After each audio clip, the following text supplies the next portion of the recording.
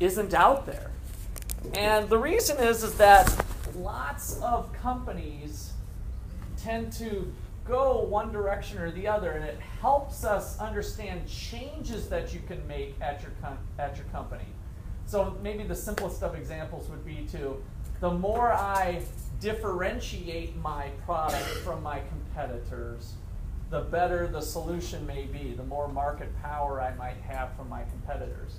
And so knowing that there's this endpoint of not wanting to get involved in an industry where there's free entry and exit and identical products, that might not be the best thing because it leads to zero economic profits, which might be okay if that's your objective, if that's a fair rate of return for what you want to get into.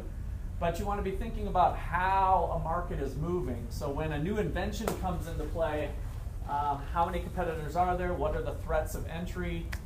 We can start getting kind of more sophisticated. So it's all right to think of it as being this bookend. And even though there might not be a perfect example of it, there are examples that come close. So we talked about agricultural products when we had the corn market and individual farmers' corn. What's the impact of that? Well, one of the conclusions we get that's very realistic, by the way, is that farmers are price takers. They have to take the price that's given to them in the market. They don't really have any discretion over the price. And so that makes them behave a little differently in the marketplace in terms of the quantities that they choose to make. Okay, so at the other end of the spectrum, we had monopoly. And so what were its three characteristics? One firm instead of many firms. We just got one, by definition. One firm. Homogeneous product because there's only one product, so there is no competitors. We'll loosen up that one a little bit later too. And then barriers to entry now. So there's something restricting competitors from coming in. All right, so chapter 13 is monopoly. And if we think about the two graphs where the market's over here and we got a demand curve, just kind of draw it like that for now. And then we have the representative firm. If we're a monopoly situation, the representative firm is the only firm. And so the demand curve that the representative firm faces is the market demand curve, right? So in other words, we don't have this separation going on. There is no representative firm. The monopoly is going to operate over here. They are the market. They're the only player in the market. All right, well that sets up some interesting things. So if this is $10, let's call this vertical intercept here $10.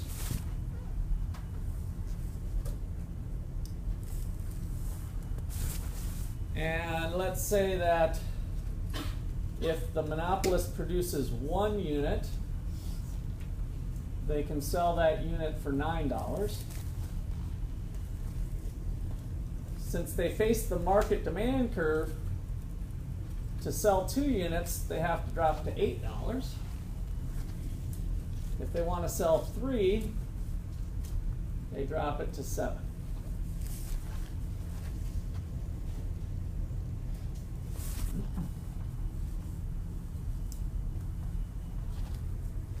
So what's the marginal revenue associated with the first unit at production level 1? Q equal 1. What is the marginal revenue? So at Q equal 1, marginal revenue equals, what's my total revenue? I know this looks awfully simplistic, but we can go back to this equation. P times Q. What's my total revenue? 9. So what's my marginal revenue?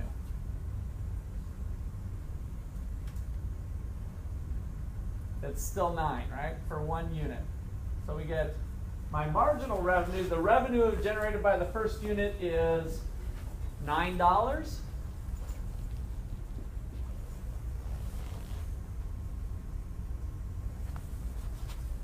What is the marginal revenue of the second unit?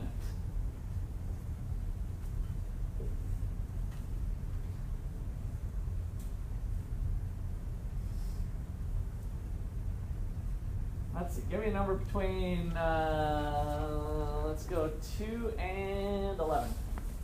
9. 1, 2, 3, 4, 5, 6, 7, 8, 9. Raj. What is the marginal revenue of the second unit, or 2 units, associated with 2 units? So at quantity equal 2,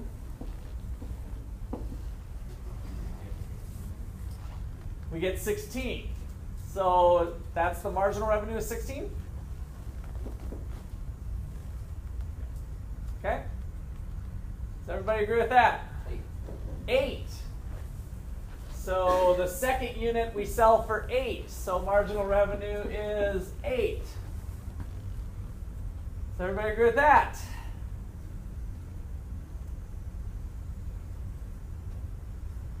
So what is the revenue associated with producing the second unit? Marginal revenue. 7. Why?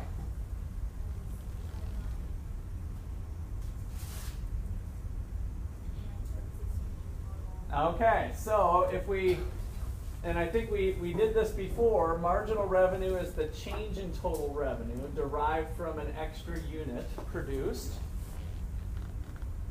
At 1 unit, I had $9. With 2 units, my what went up to $16.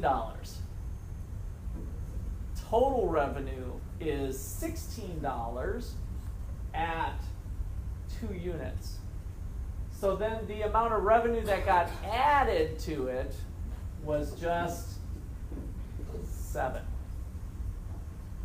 All right, so at quantity equal to 1, maybe we should do a little table here. At quantity of 1, 2, and 3, my total revenue at 1 unit was $9. My total revenue was $16 at 2. So my marginal revenue is the change in total revenue from another unit. The second unit brings me in $7. What's the total revenue at 3 units? Total revenue at 3 units, 21. Marginal revenue, 5. All right, so what's going on here? Why is marginal revenue changing as we go? I don't get it. I mean, I sold the third unit for $7, but you're telling me I only got 5. I sold the second unit at $8, but you're telling me I only got 7. Why? Opportunity cost? No. Something a little more specific here with this. Because it's kind of weird, isn't it? I mean, didn't I sell the second unit I sold for $8, but you're telling me I only made 7. The third unit I sold for $7. You're telling me I only made 5. We don't have any cost yet.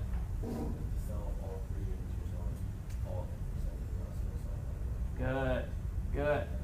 So in order to sell the extra unit, I had to drop my price. But I'm not able to just drop my price for the extra unit. I have to drop my price for all of the units if there's no price discrimination, which is an advanced topic we'll talk about later. So if I can only have one price, when I try to sell the third unit brings in $7. That's absolutely right. But I also lost $1 on the previous 2 units. I lost $2 here because I had to drop the price on the previous 2. So the green area is 7 minus this other $2 gives me my 5. Because I'm only able to get that lower price for all of the units. Same thing keeps going. So if I go to 4, and this is a line, I'm not exactly drawn to scale here, but this is 7, so this is 6. What is the revenue generated by the 4th unit? The revenue generated by the 4th unit, $3 only. So here's how we map out the marginal revenue curve.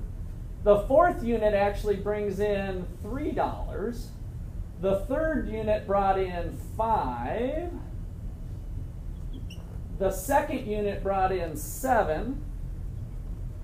The first unit brought in 9. And so the marginal revenue curve lies below the demand curve, and it's twice the steepness. Twice as steep. This picture, I'll draw a better picture here in a little bit. But the marginal revenue curve lies below. Over here, the demand curve and the marginal revenue curve laid right on top of each other. Remember that? They were one and the same. The revenue generated by an extra unit was the price. If I do one more unit, what do I get? $7.65.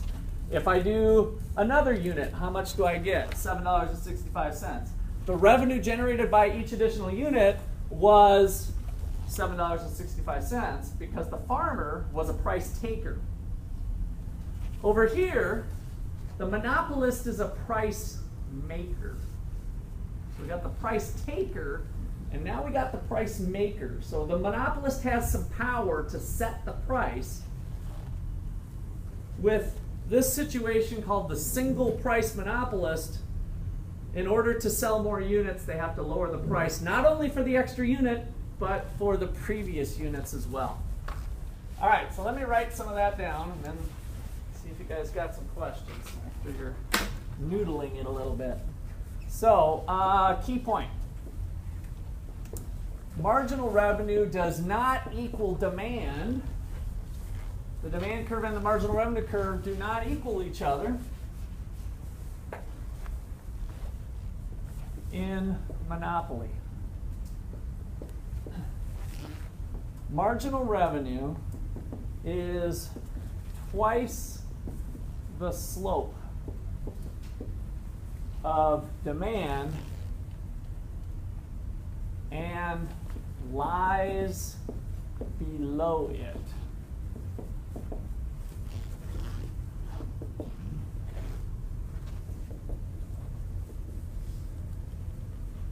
The reason for this is that a single price, this is the word your textbook uses, so you'll see this in a homework problem. A single price monopolist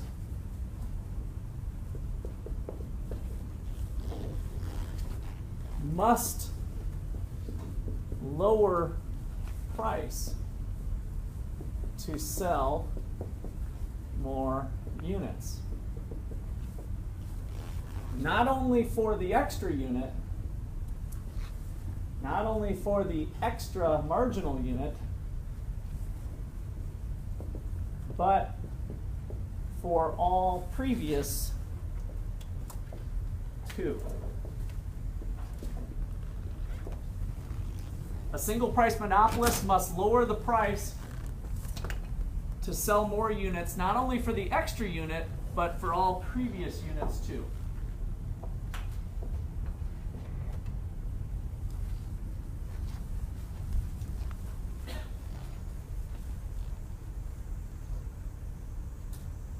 All right. Here's the real picture, if we're being real careful. Go ahead and draw a demand curve that goes all the way, I don't care what the slope is, but touches the vertical axis and the horizontal axis.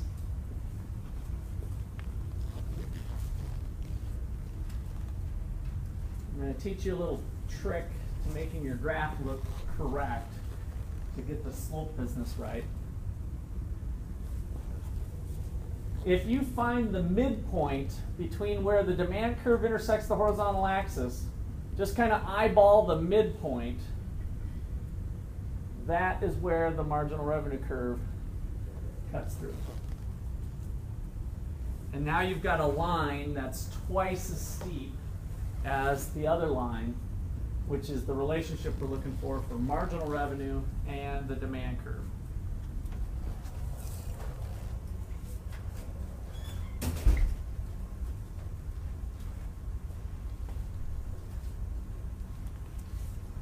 Okay. Can marginal revenue be negative? Can marginal revenue be negative? Now, if the demand curve was negative, that means in order for people to buy more units, we'd have to pay them. Is that possible? Yeah, we kind of learned that in that beer video, right? Where he said, oh, I don't want it anymore. What if I pay you $5? Okay. Or what do you say, make it 5 or something. He said, what if I pay you $3? Oh, make it 5 and we got a deal. Right? So it's possible that that could go down. But what about the marginal revenue? So if marginal revenue is negative, what would that mean? If marginal revenue was negative, let me just try to draw a dashed line here and say if we were looking at 102 units and the revenue generated by the 102nd unit was a negative amount of money, what is that saying? This was negative 10 over here. So the 102nd unit caused or created negative $10 of revenue. Does that make any sense? It's kind of a tough question. So if you're thinking about that, what were you thinking? Yeah. It's like a cost. It's like a cost. How would it even come about, though? So, by the way, it isn't a cost in terms of the whole equation, profits equal. I mean, we're not incurring a cost here. Well, we might be incurring a cost, but that's not what's being captured here. Because we're looking strictly at the demand curve.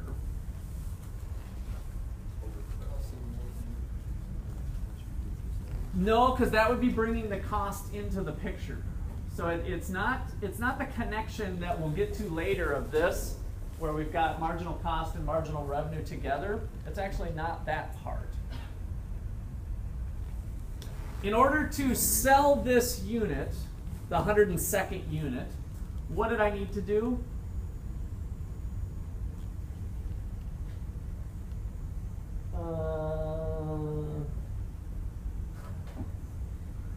What did I have to do to sell the 102nd unit?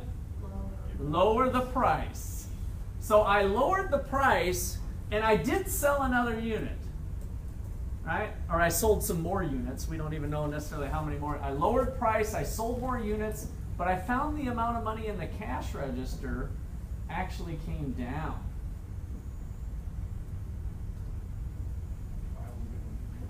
Buy one, get one free? No, we're not going to get that fancy. We'll get there later. I'll give you a hint. The thing that you want to forget, but I can't let you forget it. The elasticity of demand. What did we learn about total revenues and the demand curve and elasticities? If we lower price and we sell more product, do we always make more money in terms of revenue? No.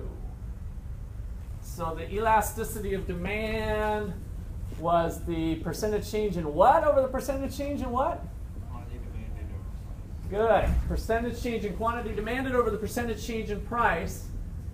And if we drop price, it was possible that revenues went down when demand was elastic or inelastic. That's worth an extra credit point. First person say it. Elastic. I heard somebody over here. Who was it? You said inelastic. All right, so let's track through if that makes sense. If we lower price when demand is inelastic, what's going to happen to revenues? which one's bigger, the upstairs or the downstairs, when we have an inelastic demand? The downstairs is bigger. This expression is less than or greater than 1. Less than 1. When demand is inelastic, this expression is less than 1. I drop the price, right? I drop the price, and my quantity effect isn't as big as the price effect. And that's what causes that to be less than 1. This becomes a heck of a lot easier with my favorite graph, or one of my favorite graphs, and that was the one that stacked the demand curve on top of the revenue function.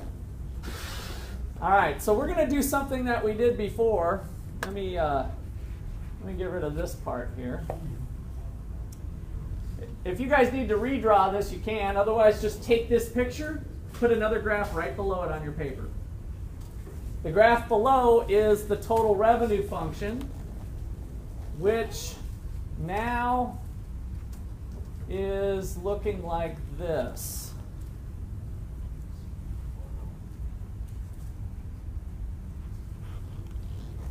At this point where the marginal revenue intersects the horizontal axis is the top of your mountain.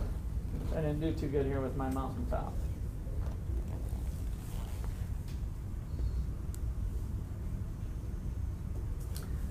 And hopefully this will start to make sense. Alyssa gets an extra credit point because she's absolutely right. This point all lined up with the unitary elastic point for demand. And when demand was inelastic, we were over here. And a price drop caused a revenue drop.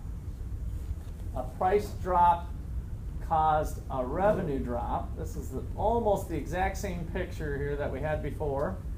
When I move from point A to point B, I move from point A prime to B prime on the revenue graph.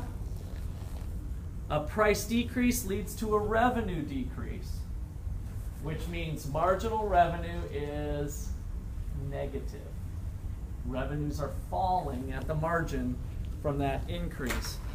And so how much do they fall? That's being tracked by the marginal revenue curve. So yes, this thing drops down negative below the horizontal axis. A lot of times we won't necessarily draw it dropping down negative, but it always does because it connects to this.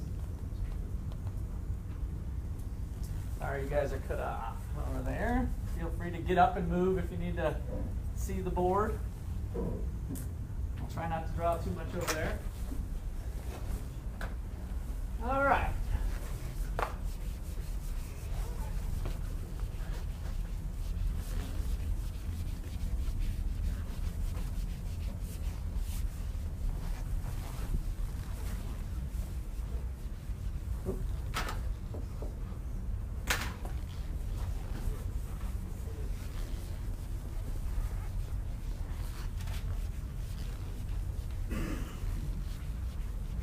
So, let's add the cost curves in. You guys are chomping at the bit to do that. We're not going to draw the revenue curve. Let's just draw what we had here of the demand curve. Do your little eyeball of the midpoint, mark a spot. Marginal revenue, I like to have it dip a little bit below. Just as a reminder, it can go negative.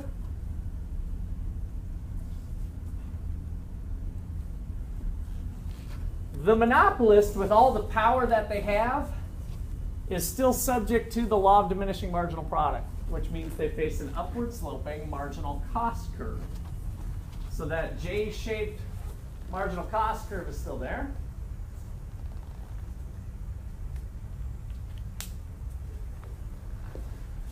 And now the fun part. How does a firm maximize profits? Give me your name again. Antonio. Antonio, how does a firm maximize profits? By putting the marginal cost and marginal revenue together. Close. How does a firm maximize profits? By selling the most product that can possibly make efficiently. How does a firm maximize profits? Todd? by getting the closest you can to the most allocated point. And most By people getting produce close as you can to the most allocatively point. How does the firm maximize profits? In case you're wondering, I'll go through the whole room, and you guys that are back here, you might just be flip, flip, flip, flip, flip, flip, and get to that holy grail business. How does the firm maximize profits? Maximize revenue, minimize costs. No, not quite. How does the firm maximize profits? Give me your name again. Tyler. Tyler. I'm sorry. Give me your name again. Riley. Riley. That's right. Tyler, what do you got? By producing, Nice and loud. by producing the quantity where revenue generated by the last unit produced is just equal to the rest of that last unit. Just equal to the what of the last unit? Cost. Oh, okay. Recovery time. All right. How does the firm maximize profits? By producing the quantity where the revenue generated by the last unit produced is just equal to the cost of that last unit. How does the firm maximize profits, Todd? How does the firm maximize profits, Riley? Oh my gosh. By producing the quantity where the revenue generated by the last unit produced is just equal to the cost of that last unit. Thank you. How does the firm maximize profits, Todd? So by producing That's no but. At the top. by producing the quantity where the revenue generated by the last product is No. How does the firm maximize profits, Riley? Do we have the note? By producing the quantity Good. where You're getting better now. I like to see where you're going with revenue that. generated by the last unit is just equal to the cost of that last unit. Excellent. Todd, how does the firm maximize profits? by producing the quantity where the revenue generated by the last unit produced is just equal to the cost of that last unit. Excellent. Brandon, how does the firm maximize profits? Yeah, I forgot my book today. So, by producing the quantity where the revenue generated by the last unit produced is just equal to the cost of that last unit. Excellent. And Antonio, how does the firm maximize profits? Brandon, how does the firm maximize profits? By producing the quantity of revenue generated by the last unit produced is equal to just the cost of that last unit. Excellent. Antonio, how does the firm maximize profits? By producing the quantity where the revenue generated by the last unit is just equal to the cost of the last unit. Excellent. Everyone, how does a firm maximize profits?